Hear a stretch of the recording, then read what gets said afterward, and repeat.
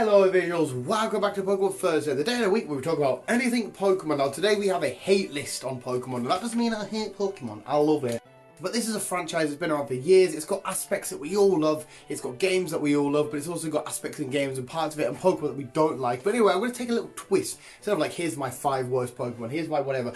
I'm going to tell you the worst places and or / locations inside of every single Pokemon game, which I don't like. But next week we're going to end up on a high note, and next week we're going to be doing the places in every Pokemon game, places and or / locations that I love. But anyway, visuals, here are all the places that I don't like inside of each and every Pokemon game.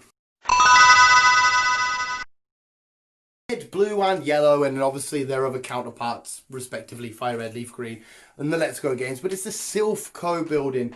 I love the aspect of doing it. I love the mission that we're doing, what we're trying to do. We're trying to stop Giovanni, you know, get the Master Ball, blah, blah, blah. It's just so tedious. It's just Rocket Grunt after Rocket Grunt, Zubat after Rattata. There's a few other scientist guys in there with a couple of Magnemites, but it's just so tedious and long and boring. And to be honest, if your Pokemon are high enough level and you've got a decent enough team, you're just swamping through them. It's not a decent challenge. Yeah, there's a rival battle in there, and yeah, there's a Giovanni battle, but it's just so tedious. Gold, silver, and crystal, and again, their counterparts. High gold, silver, blah, blah, blah. It's the Whirl Islands. Again, I love what we're aiming to. Now, just because I hate these things, I'm kind of, some of these I'm clutching at straws because I don't like completely hate them. I'm just sort of like, oh, I've got to do that bit again. I'll quickly to get it over and done with. But I don't completely hate it. But anyway, I had to choose one. But it's the Whirl Islands. I think as well, I've gone for this because when I first played the games, I was so lost and so confused and I had no idea where I was going. It's probably because I'm such a fucking idiot. I had no idea where I was going, and it's always haunted me and left a little dark spot in the back of my head when I go back to play them games. But it's the Whirl Islands, my least favourite part of the whole of Gen 2 games. This one's a massive me, but it's the Gen 3 games, Ruby, Sapphire, Omega and Alpha.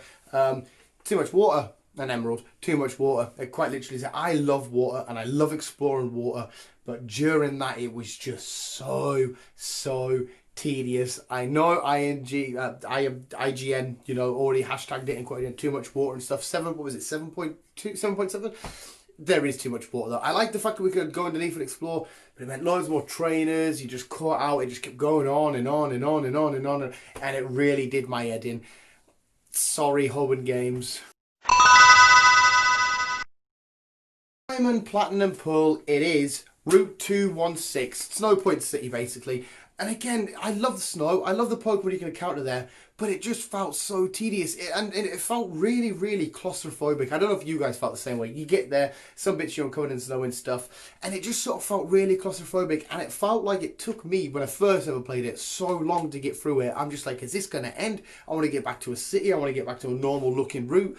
I just wanted to get out of there eventually. Route 216, yeah. Black and White and 1 and 2.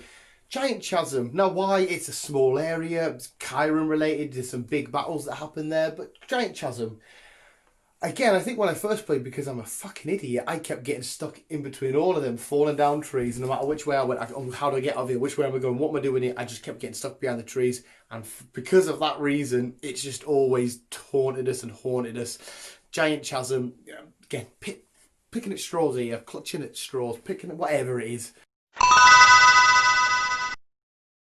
X and Y, it's Lumio City, and again, Lumio City just felt like it took because when I play a Pokemon game, I'll probably play it completely different to you. Even if it's a game I've done a million times, like I have with all of these games, I like to talk to every single character inside of the games. So it's not like a speed run by any means. As soon as I get to a new city or a new town, new route, I have to talk to everybody. Got to Luminous, thought this is going to be really cool. It's 3D, it's on the 3DS and stuff. Can look around all the cities.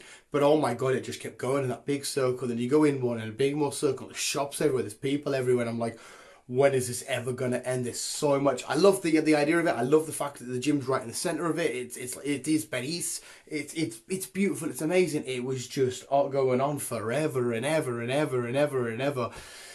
So sorry, Lumio City, you're on the list. Sun and Moon and Ultra Moon. It's the Aether Paradise. Now, I don't hate this area. it was just very underwhelming. You did have a couple of little things to do there, and it looked amazing, you know, looking after all the Pokemon and stuff. But it just felt so underwhelming. I feel like we could have explored more and done a bit more there. Kept going back for some reason, or you could have some sort of Pokemon gimmick or game or side thing there. You could have done a lot more with that. It was because obviously the Ava Paradise and Lusamin and all them had such key points in the Sun and Moon stories. You could have done a bit more with the Ava Paradise, but it just felt so underwhelming. Sword and Shield, and it's basically for the last reason that I just did for Ava Paradise.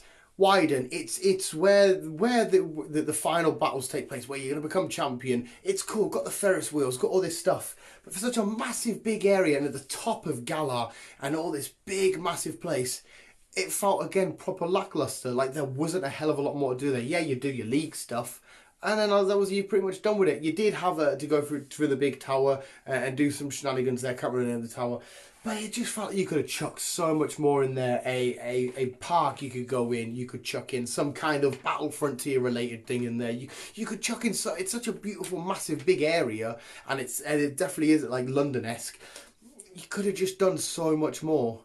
Visuals, that was everything that I hate in each and every one, and not even hate from the bottom of my heart. I was, like I said, clutching at straws. Just stuff in each and every Pokemon game and places that I just can't. When I play the game, I'm like, oh, I've got to do this bit, or oh, they could have done that a bit better. But what is yours? Let me know in the comments below. It was Pokemon Thursday visuals. Hopefully you did enjoy. Boost, you guys are literally the fucking best. Hopefully fingers crossed when I've got a bit more time, because work is just hectic at the minute. I have a small window for chill time and YouTube time, so I feel a little bit rushed. But anyway, visuals. Thank you for watching. Remember, always keep being you. Keep out. Keep it out.